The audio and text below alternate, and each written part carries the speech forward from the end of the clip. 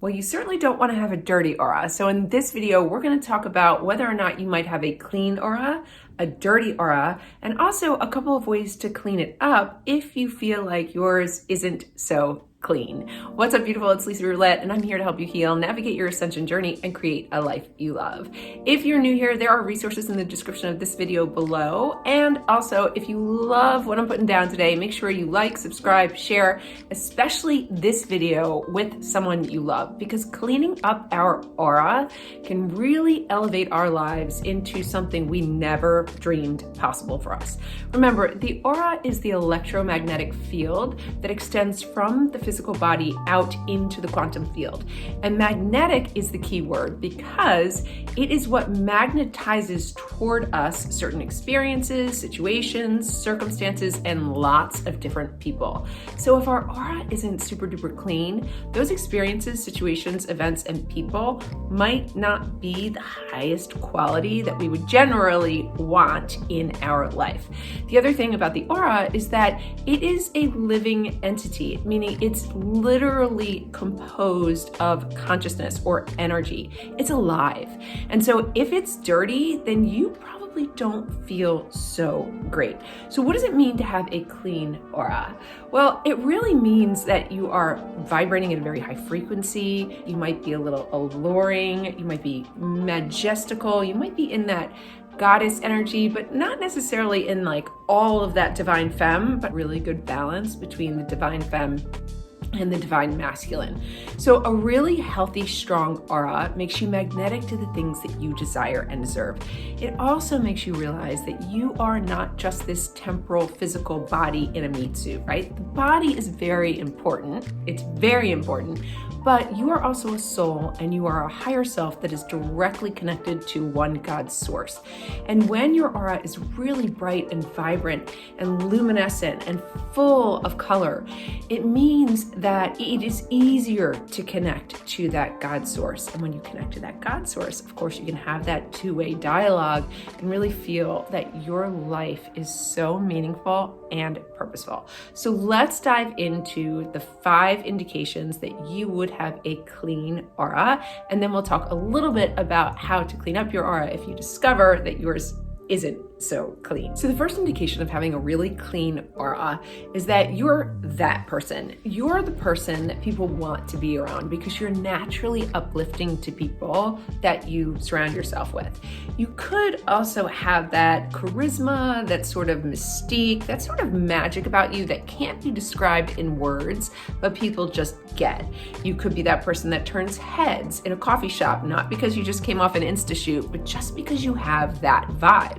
You have that vibe that is contagious and that everybody wants. Now, what would happen if your aura wasn't so clean? Well, let's back up a minute and define what an unclean aura is, because it's not necessarily dirty as much as it is cloudy and sometimes parasitic.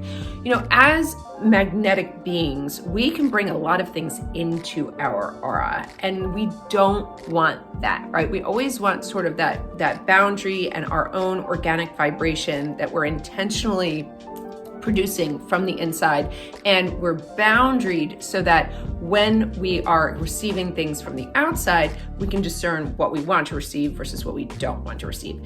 So if you're a person with a really cloudy or sort of murky aura, you're probably one of those people that may be a little bit forgettable. I don't want to say that like to hurt you, but you might just be that person that like friends are sort of like, you know, or you just yourself feel all the time. You just don't really have that vibe. You don't have that like, boom, here I am, happy and, you know, loving my life and uplifting the world around me. You don't have to be that annoying person, but at the same time, you might just be that lackluster individual that's just sort of meh. The second sign that you have a really clean aura is that your intuitive and psychic abilities are probably developing naturally. It's very likely you're super in tune with that gut feeling, and because of that, you're able to make decisions very easily.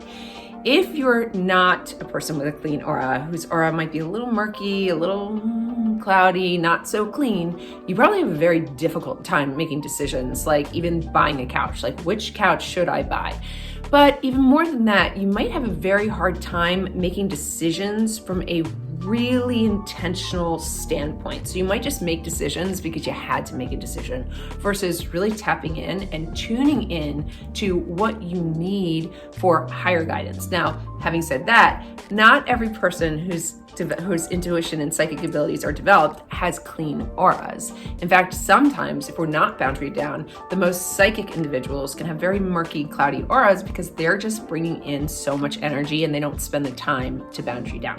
Now, if you're interested in developing your psychic abilities, I just released a course on how to contact your spirit guides, super easy, and I'll link that in the description of the video below. And there's lots of exercises in that course that can help you start to clean your aura. Now, the third indication that you have a really clean aura is that you are very resilient in the face of adversity. I know that when I lost my brother and husband, even prior to losing them, my aura was very cloudy and very murky. Of course, back then, I didn't even know what an aura was, and I was not an energy healer at that time. So I spent many, many years grieving and living with unprocessed grief. But as I learned how to build my aura and clean my aura, I was able to digest and integrate their loss much easier. So if you're someone who struggles in the face of adversity, where everything is a crisis or everything is always full of drama, you probably want to consider really cleaning up that aura so that you can become more resilient over time. The fourth indication that you have a clean aura is that you have healthy, happy relationships that thrive. Your relationships are not dramatic. They are loving, they are compassionate, but most importantly, they are probably uplifting, inspiring, and extremely co-creative. Again, I used to have a very murky, cloudy aura, and my relationships were all over the board. Thank goodness all of those relationships have been cleaned up and they are gone. And now I am extremely intentional about my relationships. If you have a murky, cloudy aura, I will tell you that you probably are in toxic and painful cycles. You might be a people pleaser. You might be struggling with narcissistic abuse. You might be the narcissist. There are so many things about our relationships that mirror back to us the health of our aura. Now, one of the things I want to mention here is that when you have a murky, cloudy aura, the other thing that happens is that you essentially block the most beautiful relationships that are meant for you and your soul's evolutionary journey without knowing it.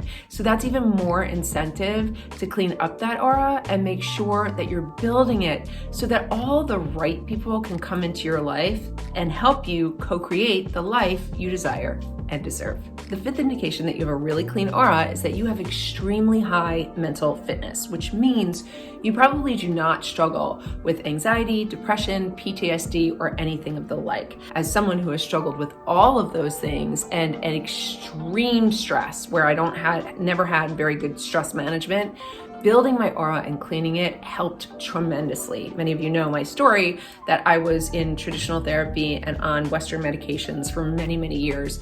And I actually cleaned my aura and did heal my life. So consider cleaning the aura. Now let's talk about a handful of ways on how you can start to clean the aura if you feel that yours is murky and cloudy. The first way is to become increasingly familiar with the aura because you will be able to sense whether or not it's clean or it's murky and cloudy. And one of the best ways to do that is to simply ask yourself, how do I feel? Anytime you feel grief, remorse, regret, shame, general confusion, or dis-ease, that's an indication of a low vibration. And keep in mind that your overall vibration comprises your aura. So now let's talk about a handful of ways that you can start to clean your aura if you found that yours is a little murky and cloudy. So the first way is to become increasingly aware that you do have an aura. And the best way to do that is to simply ask yourself, how do I feel? Your feelings are the biochemical feedback of your vibration, and your aura is full of all of your vibrations. By asking yourself how you feel, you can determine whether or not your aura is either murky or cloudy. So if you have feelings like grief, remorse, regret, shame, general confusion, dis-ease, lots of stress, if you can't manage your anxiety, or you're depressed, you're suffering from PTSD, that indicates a murky, cloudy aura. So you just want to become increasingly aware that, okay, I've got some cleaning to do.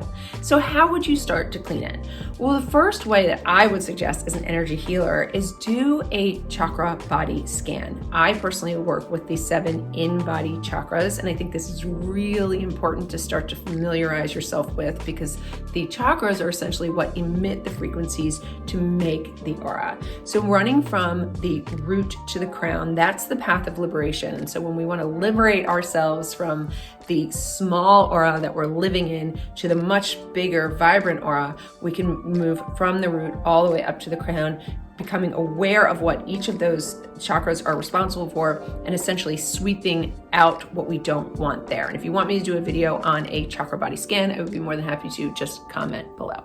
The next thing is certainly physical fitness, but if physical fitness is being run from the egoic mental faculty, where you're just in it to look really good, you might even actually want to take a step back, because the ego is largely what produces our vibrational frequency and then thus our aura. So you want to learn ways to tame your ego. And if you don't understand what the ego is, I will link a video in the description below where I go over exactly what the layers of the ego is. And even though I might look a little cringe because it was in the beginning of my YouTube channel, and who knows, I might look cringe now, I highly recommend you watch it, because it will give you so much data about the ego, and you'll notice sort of how you're operating either from the ego or from this precious heart center, okay? And finally, one of the best ways to clean the aura is to surround yourself with people who are inspiring, co-creative, and uplifting. Your aura will assimilate to the people that you spend the most time with. So if you are constantly engaged with negative Nancy or narcissistic Nelly, you want to limit your time with those people and really go out into the world and find people that you can be with, so that your aura can be built. Now, keep in mind that the aura doesn't necessarily know distance between people. So you can find a creator online, maybe that goes live every morning. I go live very often. If I'm inspiring you here, come see my lives on TikTok. But you can find creators online that just like inspire you, and you can talk in communities like on Facebook and Reddit, and you can get involved with other people without necessarily having to meet them. Of course, if you can find that human interaction by finding the right people to co-create your life with, that would be extremely, extremely good for cleaning the aura. Hope you liked today's video, my friends. Never forget, you are loved.